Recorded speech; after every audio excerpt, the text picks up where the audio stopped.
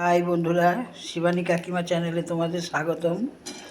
আজকে তোমাদের একটা রান্নার রেসিপি দেখাবে। নারকোল দিয়ে কচু শাক। এই কচু শাকটাকে সেদ্ধ করে রেখেছি আগেই, আর নারকোল কুড়ে নারকোলটা ভাজতে দিয়ে দিয়েছি, হয়ে গেছে। এবার কচু শাকটা ছাড়বো।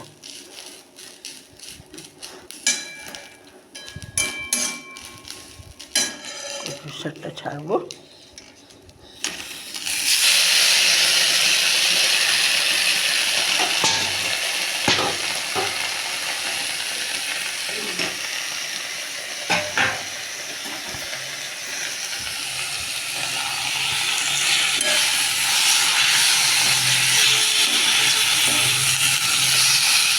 জিরে, তেজপাতা, লঙ্কা ফোড়ন দিয়েছি, তারপরে আদা দেবো, জিরে দেবো, হলুদ দেবো, ঘি, গরম মশলা দেবো, সব এক এক করে দেবো।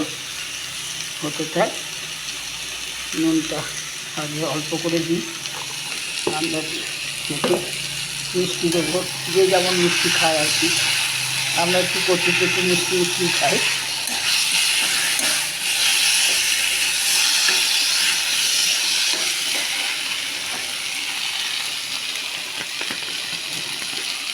হলুদ দেবো,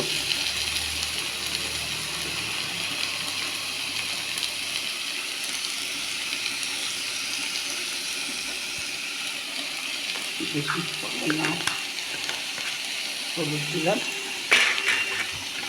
আদাটা দিয়ে দিই, অল্পই দেবো আদা, অল্প হয়ে যাবে।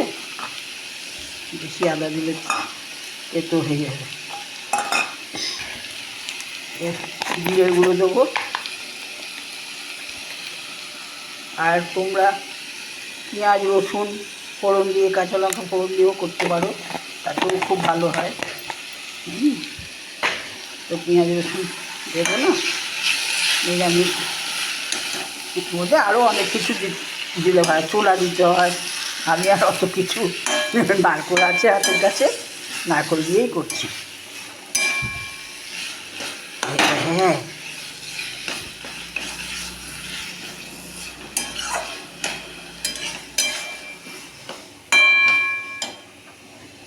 দেখতে থাকুন।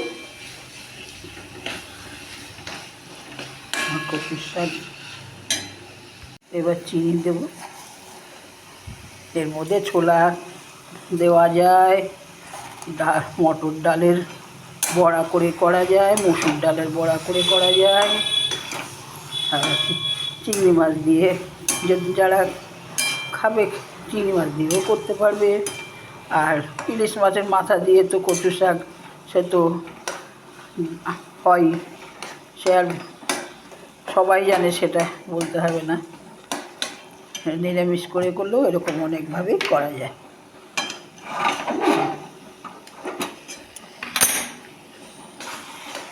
চিনি দেওয়া হয়ে গেল, পরে আবার দেখে নিই, আরেকটু দিয়ে দিই। যে কচু শাকটাকে একটু মিষ্টি মিষ্টি না হলে ভালো লাগে না।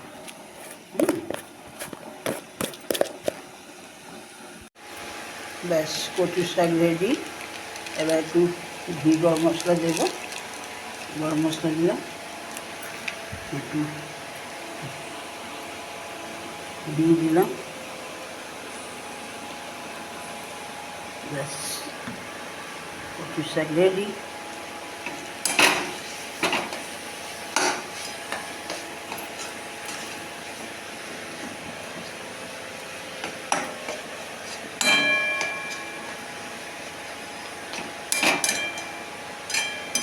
ব্যাস, দেখো, এই দেখো, ঠিক আছে।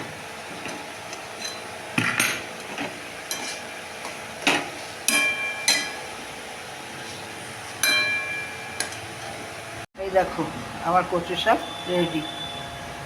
ঠিক আছে, তাহলে আসি, আবার পরে ভিডিও দেখা হবে। আবার যদি কিছু রান্না করি, আমি অতি সাধারণভাবেই করি, হ্যাঁ, তাই দেখাবো। ঠিক আছে। তোমরা একটু পাশে থেকো, প্লিজ প্লিজ প্লিজ। নতুন বন্ধুরা সাবস্ক্রাইব করো, লাইক কমেন্ট শেয়ার করো, একটা লাইক দিও প্লিজ।